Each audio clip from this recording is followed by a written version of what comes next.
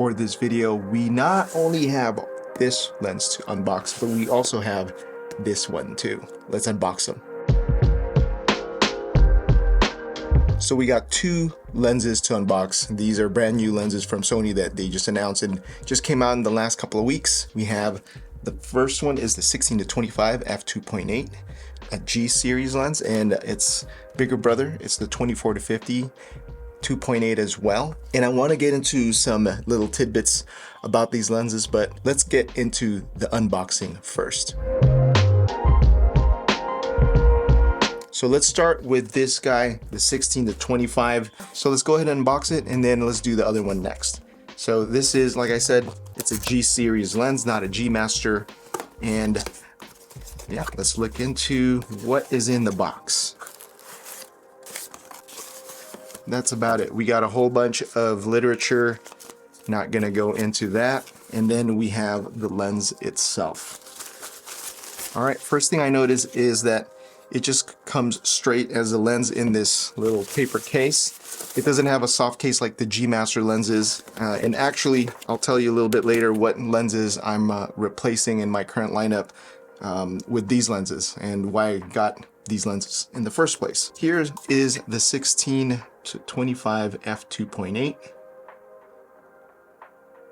Comes with a hood and a lens cap. Let's put the hood on the right way. So here is the lens. Every G series lens nowadays, they come with an aperture ring right here. And obviously this is a zoom lens. So this is the zoom lever and then, or the zoom ring, and then a focus ring. So also there is usually a declick. Yeah, so a declicking, what do you call that? Rocker switch there. So you can declick the aperture ring. So that's a smooth declick aperture ring, or you can click it back on and then you get these hard stops. You can hear the clicking. And then over on the other side, there's a AF/MF switch for autofocus, manual focus, and then one custom function button there. That is the 16-25. Kind of the first thing too that I noticed is just the travel on the zoom. It's not very much. It's a short travel. So yeah, that is the 16-25. The other thing that I noticed is the weird, you know, non-conventional focal length, you know, range there. 16-25. Usually you have either 16-35 is the most common. Also 16-25 is kind of weird. I thought it would be like it would have been a 16-24, but yeah, that is the 16-25 f2.8 G series lens. Let's go to the other one, the big brother. This is the 24-50 f2.8 as well, G series, and yeah, let's see. It's should be about the same experience opening it up. Same thing, all the literature all in one spot, and then the lens itself, same kind of deal. There is no soft case, it's just this paper bag. And here is the lens. It looks almost to me like it could be the same lens as the 16-25, exact same construction. So you have the aperture ring right there. You have, let's go ahead and put it on the right way. So the lens hood, aperture ring, the zoom ring, and then a focus ring. And this one, you can tell that the zoom ring, the travel for that zoom is a lot more for a 24-50 range. So same exact construction here, a clicking, declicking for your aperture right there. That's clicked on, click it off. We have a smooth aperture ring. Cool. So that is the unboxing portion. The next thing I want to do is compare these two lenses together. The zoom range is a little bit different. This is a little bit shorter. Let's go ahead and get that all the way up. And the same one, you can see the difference when they're, you know, extended. This is how they look. And then let's compress it, de-extended. Let's see the difference here. It's almost like about the same height, a millimeter or something. I don't know. It's just slightly, yeah, slightly taller on the 24 to 50 by a hair. But if these were, you know, in the bag, I'd be afraid of grabbing the wrong one just because they look so much the same. It's kind of the same problem that I had, or I still do have, with the 24 millimeter G Master, the f1.8. 1.4, sorry, and the 35 millimeter. They almost look exactly the same. So the other thing I want to do is compare these lenses with some existing lenses that I have. The first one I have here is a 24 millimeter f1.4 and a 50 millimeter f1.2. So one of the reasons I bought a 24 to 50, which is such a weird zoom range, you know, the normal, one would think a 24-70, right, is like the most, probably the most popular like zoom lens out there. A 24 to 50, you're just cutting it shorter, and I could see the reasoning why someone would think this is such an unusual focal range and why someone might not consider it, you know, compared to a 24 to 70 f2.8, which is out there and is probably a really popular lens. But to me, the reason why I thought this is a compelling lens is because I think the focal ranges that I use the most on my primes are these two guys, the 24 and the 50. So my thinking is, if I, just as a backup, you know, you always want to have a backup. I think if I had a lens that covers the two most used focal lengths that I have, that would be such a good backup. And so I think this will cover these two lenses, obviously. And just look at the size comparison compared to these guys, these two, the 24 and the 50 f1.2. This is just a lot smaller. So if it's your backup lens, that even makes a lot more sense if it's smaller, because it is just a backup and it's probably not going to be used on your shoot day. So the less amount of room it takes in your bag, the better. So that is one of my reasoning, you know, the reasons that I got this lens and thought, you know what, I should give that a shot. And so comparing this, you know, let me just put this side by side. So these two zoom lenses, I know, although it's just f2.8, it's not as fast as these primes. Just the size difference, they're just so tiny. I think that is what I love about it, and that's what really compelled me to even look into them. And like I said, you know, 24 to 50, I'm sorry, 24 to 50, I already made that mistake, see, is gonna be a totally useful range for me. And then obviously a 16 to 25 is going to be super useful, because I'm gonna need, in those cases where I need a really wide focal length, you know, the 16 is gonna come in really handy. All right, the next thing I wanna do is get these lenses onto a camera and see what they look like on the camera. So let's get these other lenses out of the way. And one of the things that I wanna use them for is, so I'm going to be primarily using an A7R Mark V.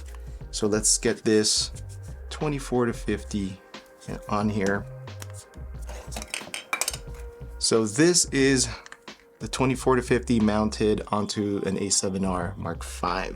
So one cool thing about, you know, that just why I'm excited about this particular lens on an A7R Mark V is because once I have this on, I do have the option of cropping into the sensor and doing an APS-C crop, and that'll give me a 1.5 times crop into the sensor, which will make my 50 mil into a 75 mil, right? So it practically, you know, especially for events when I don't need necessarily a 60 megapixel image, I can do away with probably a 20 megapixel. So this is when I crop into the sensor, it'll give me a 30 megapixel image, somewhere around there. So I think that's very useful. You know, I can go around with this smaller lens, way smaller than the 24-70. I'll still have a 24-50, and then if I punch in with this custom button that I programmed up here, I'll be able to go in as far as a 75 millimeter lens. So that's even giving me 5 millimeters longer than that 24-70. So that is, I think, a very compelling reason for me to give it a shot. Another way that I would be using these lenses is in tandem with my 35-150 from Tamron. So the way I would probably use this is with these two lenses together. So we have a 16-25 and then a 35-150. And right there with the dual camera system, if I shoot with two cameras, let's put this one away, I'll be covered from 16 mil all the way to 150. And then let's say I'm using my A1s, which is a 50 megapixel sensor. I can also do the same thing where I crop in, and that'll give me 150 times 1.5. What is that? So 150 times 1.5, let's say that's 75. I cannot think right now. So 150 times 1.5 is 225 millimeters. So if I use the crop on APS-C crop mode on this longer lens, my zoom range will be extended to 225. So that covers my other lens that I am replacing this setup now, the 70-200. I'll practically be covered to 225 mils, you know? So for me, just having that flexibility and knowing that I can do an APS-C crop, especially on a higher megapixel camera, to me that sounds very exciting, very useful, just something that I would definitely use on an event. So let's go ahead and mount this guy, and I want to show you what I would be, you know, basically my setup for an event. So this would be my ideal event setup. Would be a 16-25 on one hand, and then on the other hand a 35-150. And right there, you know, just I'm losing somewhere between from 25 mil to 35 mil. I'm losing that 10 millimeter like difference, but I think that's totally fine. You know, I can live with that. And this is way better, I think, than the old way that I used to do it, where I used to have a 16-25 f2.8 G Master and then a 70-200. It is a lot bigger, you know, comparison wise, just the weight, the size. So this will live in a bag a lot easier, you know, the 70-200 especially, it takes up a lot of room in the bag. So this is going to be my new event setup, which brings me to, you know, to my next question is, why did I get these lenses? So I used to have the trinity of zoom lenses from Sony. I had the 16-35, the 24-70, and the 70-200, all 2.8 G Master lenses, and that is considered, you know, your full set, your trinity of lenses. And they were the first generation of those zoom lenses. About a year ago, I think everything has been replaced to the version 2, and I haven't gotten into that, you know, that series yet, just because my previous lenses were working just fine. The only thing though is that I do wish that I did have that aperture ring that was now in the version 2s, but you know, they did raise the price a lot on those second generation lenses. And I still, you know, I still feel like I need that zoom range, but with ever since I got the Tamron 35-150, I used those Sony lenses way less than previously. So this really changed the game for me. The 35-150 is such a useful focal range that it really changed the game for me. You know, people just throw that term around, game changer, a lot, but I think this lens really just it is a game changer because it does cover most of the focal lengths that I need. You know, it probably, I would estimate about 80%. So the only thing missing really is the wide on this. And when Sony came out with these smaller G series lenses, it has the aperture ring, it has the, you know, the custom button on the side, and they're way smaller. Looks, I mean, this is way smaller than my previous 16 to 35. And to me, that is why I got these new lenses. So for me, the reasons are it's smaller, and that's even more useful if you're just using it as a backup, not your primary lens, because they'll, you know, take up less space in the bag. The second reason being the new design with the aperture ring is super helpful. And the last reason, like I said, ever since I got the 35 to 150, it made those other two lenses, just the 24 to 70 specifically, and the 70 to 200, a little less, you know, useful. All right, the next thing I want to kind of talk about is just what I think Sony is going to do next. What are they doing with their lens lineup?